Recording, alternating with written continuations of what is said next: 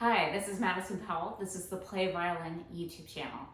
Today, I'm going to show you how to replace your violin strings, whether it be all of them or just one. I'm replacing all my strings because they're past their shelf life. When strings get old, they start to sound a little wonky and they do just need to be replaced. I use the Ava Perazzi strings.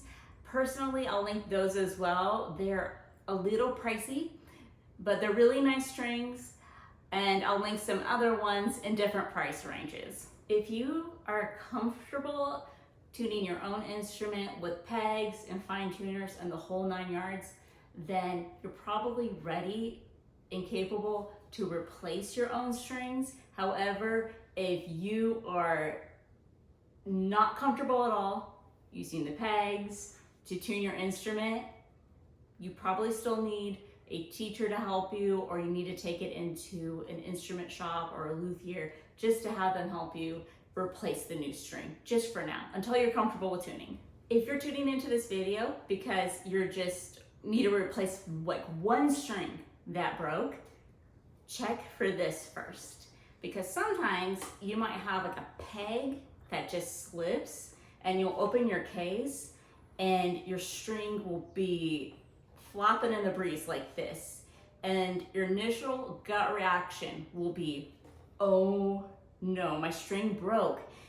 But do this, check down here and just check all the way along here, all the way up into the peg box, and see if there really are any breaks to the string. And if there nowhere where the string broke, your peg just slipped, and it's totally fixable. I have a whole video on how to fix a slipped peg and retune it, and I will link it. And if you were replacing a whole set of strings like I am today, only replace one string at a time, because if you take off every single string on your instrument, your bridge will likely fall down, your sound post might also fall down as well, and then this becomes a lot bigger problem than just trying to figure out how to change strings on your instrument. If you have a whole packet of strings like I do, make sure when you pull the string out, check for a couple things. Make sure you have the correct string you're changing. Right now I'm changing the D string, and I go, okay, violin D, we got that. Make sure it is in the correct size of instrument. This is a size 4/4 for full size violin string. And then sometimes you might see different gauges of strings.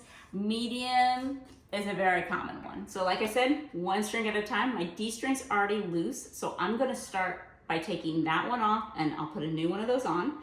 So I'll just loosen from the peg and just unravel the whole thing. And at the end, you'll see there's like a little hole in there, like a bead, and you just pull the string out of it, just as simple as that. And then at the bottom, it loops in, and you just unloop it like that. I need to mention this because I've seen this messed up so many times. So each peg goes to a very specific string. This is the A peg, this is the E peg, this is the D peg, this is the G peg. You do not want to put the G peg into any of these other pegs besides this one, or put the D string peg into any of these other pegs besides this one. It's very specific. Whatever string you pulled the string out of, put that note back into that exact peg. This next step, it's very hard to just see it on video, so I'm going to take the peg out of the instrument for a second to show you it. But you'll want to do this inside the peg box. I'll show you both ways, but it's just so hard to see inside the peg box. So as you see, there is a hole on the peg itself, like a bead. You're going to thread the string through, just so there's just a little pokey end, just a slight little pokey end at the end. And then you're going to wind the string clockwise around in a very neat line, like that. So think of it like a toilet paper roll. Some people like to go over, some people like to go under. It's a huge debate. In this case, you're always a go over when you're winding the string. So I put the peg back into the peg box, and now we're just gonna do this again. So we're going to take the string, thread it through the hole, leave a little pokey end at the back, and I'm just going to neatly wind it in a neat row going toward the outside of the peg box right here. So as I'm doing the D string, I'm gonna wind it towards this side. G string, I'm gonna wind towards this side. If I'm doing the E or the A string, I'm gonna wind it towards this side. So you're always winding it toward the outside. And I'm going to give it a few winds. And then, as I'm turning it, notice I am holding the bottom end, so you need to give it a little bit of tension, otherwise it will just all wiggle loose. All right, once you get to the point where you've wrapped it around the peg a few times, notice the color part's like up to here now. The last turn, I would push in a little bit because the peg is actually wedged shaped. So it's kind of like a door stopper. You kind of have to like push it in order for it to stay. Otherwise the whole string will unravel on you. So right now the end button is resting on my knee. I'm kind of standing the violin up. I'm just going to keep tension on the string by holding the string and lie the violin down on my lap like this. So that way I can take this ball end and loop it down, and I have a hole right here. I'll loop it down into that. Okay. If you're having a hard time getting it to stick in there like I am, what I could do is take the tip of a pen and just kind of guide that ball into place. And now it's looped in there. So notice I'm still holding tension on the string, because if I don't, it will either unravel from here or it will fall off the hook from here. So I'm holding tension here, and I'm just going to slowly tighten the peg, still keeping it nice and neat there. And then also I want to make sure that as I tighten it, that the string stays in the wedge up here. So notice if I move it, there's a wedge there. I don't want to create a new wedge. I want it to fall right in that crease there, because if I don't, I'm going to create a new mark there, which is not what I want to do. And same down here at the bridge.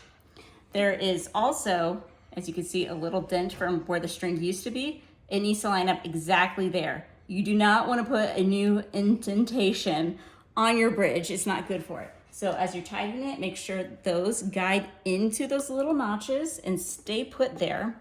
You're not creating new notches. And then once you get the string where it's somewhat tight but just low, we're going to add a tuner. As a reminder, your peg is wedge shaped. So as you're turning the peg, you need to push into the peg box. Otherwise, there will be no tension on the peg. The whole string is just going to slip on you and unravel. Now this is the point we need to be very careful, because this is the part where we could break strings if we're not careful. So there's two things I want you to do. I want you to either have a drone playing or a tuner in front of you, so you have something to help guide you into place. And the other thing is I don't want you cranking this peg like nobody's business, because pegs make big adjustments. And if you end up accidentally going way over the pitch, you will snap your string. It's like a rubber band. It will break eventually. I personally like to use the Tonal Energy app. I like to drum the D. So I'll hit sustain and then I'll hit D for D string. But you don't have to use this app, but you just need some sort of tuner in front of you, some tuning system, so you have some sort of concept of where you are with pitch. Because if you go way above the pitch, that's when strings break. I'll turn this way so you can see what I'm doing. If I turn the peg away from me, it goes higher. If I turn it towards me, it gets lower. So basically, the tighter the string, the higher it goes. The looser the string, the lower it goes, in a nutshell.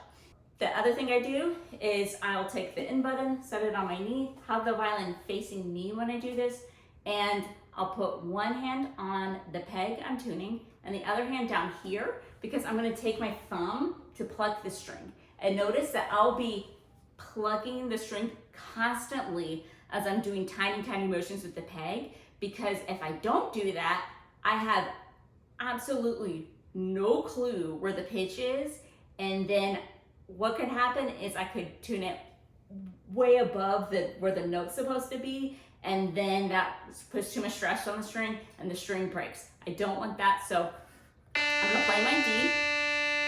I'm gonna turn this way so you can kind of see what I'm doing a little better. Notice I'm doing tiny motions with the peg. I'm not cranking it or anything.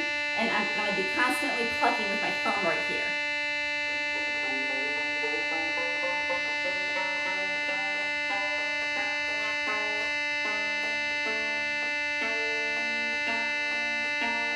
And tiny, tiny motions pushing in. Consistently plucking. Take your time with this.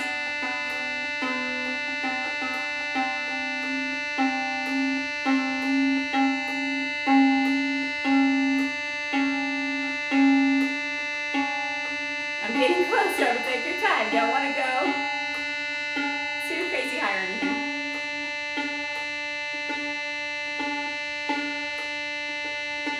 Okay, so right now it's a little out, but it's close.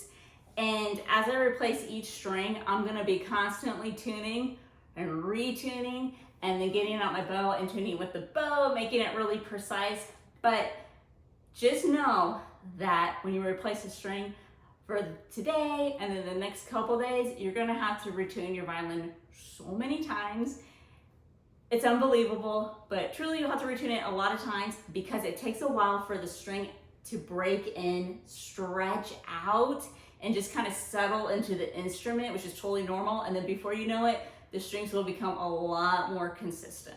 So on my violin, I just want to quickly mention that I only have one fine tuner on my violin and the rest is just pegs. But I want to show you some examples of different fine tuners so you can have more of an idea of what to expect.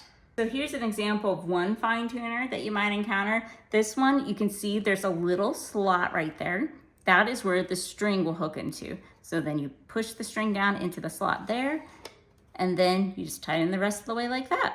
Here's an example of another type of fine tuner you might see. As you can see here, there's a center slot right here. That is where you're gonna loop the ball into. What you don't want is, you can see there's like a space right here on this side and a space right here on this side where you could accidentally put the string. You wanna make sure it's directly in the center right here, as I'll show you. And just, have it match your other strings. That's a good way to know if you're doing it right. And then it loops in there and I can tighten it the rest of the way from there. One more thing I wanna show you, back to my violin with the E string, the fine tuner on that is built like a hook, and that is designed more for a loop E. I personally still use a ball E. As long as the ball has a hole through it where you can put the hook on, that's what I use. I just find it breaks a little less. A lot of times on the E strings as well, the strings will come with a little plastic thing that slides around like this. That is to help protect your bridge. So when you tighten the E string, just line up that thing with your bridge.